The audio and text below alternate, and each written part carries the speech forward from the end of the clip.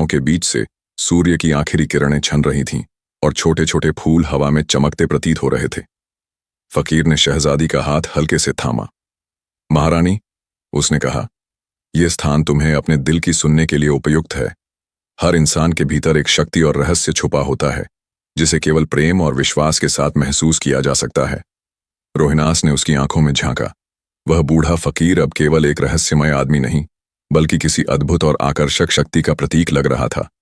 क्या सच में तुम वही हो जिसे देखकर बादशाह इतना भयभीत था? उसने पूछा। फकीर ने हल्की मुस्कान दी। समय आने पर सब स्पष्ट हो जाएगा। आज केवल तुम्हारे दिल और मन की परीक्षा की शुरुआत है। शहजादी धीरे धीरे उसके करीब आई। हवा में फूलों की खुशबू और हल्की ठंडी हवा उनके बीच की दूरी को और भी कम कर रही थी। फकीर ने उसके बालों में हल्का सा हाथ फेरते हुए कहा, महारानी, हर रिश्ता केवल शब्दों से नहीं बल्कि एहसासों और विश्वास से भी बनता है। रोहिनास ने महसूस किया कि उसका दिल फकीर की ओर खींच रहा है। उसकी सांसें धीमी मगर तेजी से बढ़ रही थीं। तुम सच में बहुत अलग हो फकीर साहब, उसने कहा। तुम्हारे शब्दों में एक अजीब शक्ति है जो मन को मोह लेती है। फकीर ने मुस्कुराते हुए कहा, और यही शक्ति तुम्हें सच जानने के लिए तैयार करेगी। जैसे ही वह बातें कर रहे थे, फकीर ने अपने हाथ में हल्की चमकती रोशनी पैदा की जो हवा में नाच रही थी। यह जादू नहीं बल्कि उसके असली इरादों की झलक थी। शहजादी को तैयार करना कि वह धीरे धीरे उसके पास आए और उसे अपने दिल की बात समझने दे। शहजादी को यह अनुभव हुआ कि जैसे फकीर की मुस्कान और उसकी छाया में एक अदृश्य शक्ति उसे खींच रही हो।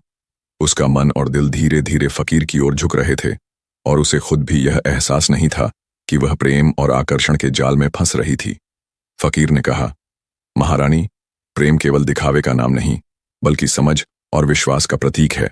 जब तुम मेरे साथ रहोगी तब तुम्हें यह सब महसूस होगा। रोहिनास ने धीरे से सिर हिलाया। उसकी आंखों में अब झिझक के साथ साथ जिज्ञासा और आकर्षण भी झलक रहा था। फकीर की रहस्यमय चाल और उसकी मुस्कान में कोई जादुई शक्ति थी जो शहजादी के दिल की धड़कन को नियंत्रित कर रही थी। और इस तरह महल के बाग में पहली बार शहजादी, रोहिनास और फकीर के बीच नजदीकियां पनपीं। वह बूढ़ा फकीर, जो असली में एक रहस्यमय और शक्तिशाली नौजवान शहजादा था, धीरे धीरे शहजादी के दिल में प्रवेश करने लगा। उसकी हर मुस्कान, हर शब्द और हर हल्की चाल शहजादी को उसकी ओर खींच रही थी। महल की रात चांदनी की चादर में डूबी हुई थी।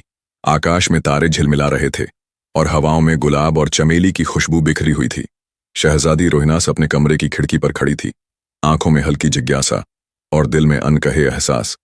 फकीर, उसका रहस्यमय पति, कमरे में